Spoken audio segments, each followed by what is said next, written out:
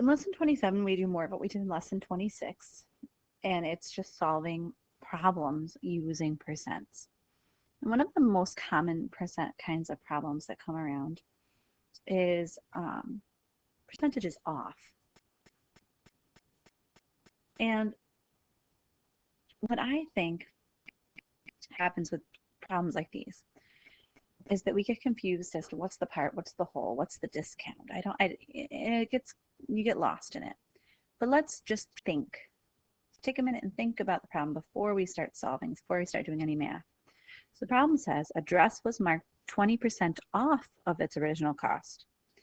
If the original cost was $50, what is the new cost? Let me draw a diagram and map this out for you. I'm going to make percents on one side and the original cost, which is the total cost of the dress, on the other side, okay? Because 100% is the same as the total, and the total cost is 50. And I know I need 20 on here, okay? Because that's what it is off. So if I have 20, let's do 40, 60, 80, and 100. So I've now, if you look at it like a tape diagram, I've split it into fifths. And notice that 20 out of 100 is a fifth. And the problem says that the dress is 20% off. So if I take away 20% from 100%, I am left with this yellow portion. So the blue is the discount, and the yellow is what we're actually going to pay for the dress. So if I'm in fifths and my total is 50, each 20% is worth 10. 10, 20, 30, 40, 50. It's kind of like a ratio table. It goes by tens. That means that I'm going to pay $40 for the dress. I'm paying $40 for this portion right there. So my answer is $40. I'm getting $10 off. Each box is worth $10. So $10 off. I'll be left with $40.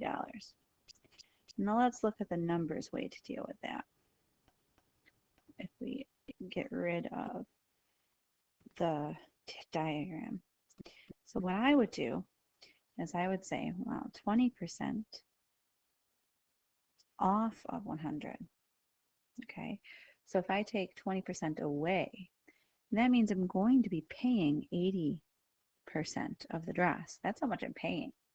I'm paying 80 out of 100, not 20 out of 100. That's the discount. So if I'm paying 80 out of 100, that means I'm paying 8/10. And I want to know if the dress was originally 50, how much is it going to be? And this is times 5. This is times 5. So you'll get $40 out of $50. But what if you didn't intuitively know to figure out 80%? Well, then this is what we would do. I know 20% of 100 is the same as 2/10, which is the same as 1/5. And I want to get it equal to the total cost, which is 50. So I'm going to multiply that by 10, multiply this by 10, and I'll get 10. And this is the discount. So if I have $50 and I take away 10, I'll end up with 40. So no matter what direction that you do it in, it will work out the same every time. All right, let's look at some more. Now these problems are from lesson 28. A little bit tougher, but still same kinds of problems. So lesson 28 says, the Friendly Smiles maid service cleaned 28 houses so far this week.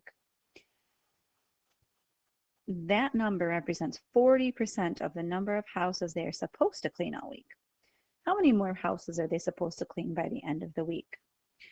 So I'm going to set up my proportion, percents out of 100, and then part out of whole. So the part is 28 because I know that I've done part of the houses I'm going to clean all week, but I don't know the whole. I'm filling it with an N. And furthermore, there's no nice even number that I can multiply by 40 to give me 28. So my trick is that I need to reduce 4 over 10. And this one's an easy one to reduce because, or 40 over 100, because I can just get rid of the zeros. One zero on top, 1 0 on bottom, same as dividing by 10, and I get 4/10. And now you might see it. 4 times 7 is 28. So I need a number that's 10 times 7, which is 70. So they need to clean 70 houses by the end of the week. And another trick we want to do, let me move this down further. Let's draw the tape diagram. I know I need 40 to be on here, so let's do 20, 40, 60, 80. And I know that 40% of the houses is 28. So what was I going by when I got to 28? Well, I must have been going by 14s because 14 plus 14 is 28. Then I can keep going by 14s. 28 plus 14 is 42. 42 plus 14 would be 56, and 56 plus 14 is 70. So the total number of houses I need to clean is 70. So either way you choose to do it, tape diagram or equivalent fractions, either way works. And let's do our very last lesson in this whole entire module, which is lesson 29. Luke has read 30% of his book, and his book contains 480 pages. How many pages? Oh, I'm sorry. What page will he read next? A little tricky, but we can do it. Let's set up our proportions. 30 out of 100 is equal to part over the whole. And now since the book contains 480 pages, we need to figure out what he's read so far. So there's no nice even number I can multiply by 100 to give me 480. So let's reduce this fraction, and this one's very easy to reduce again because you can divide by 10 and you'll get 3/10. And now 10 times 48 is 480, and 3 times 48, let's calculate that. 8 times 3 is 24. 4 times 3 is 12, plus 2 more is 14. That means that Lucas has read 144 pages. So that means that he has read page 144. So when he starts to read next time, he will read page 145.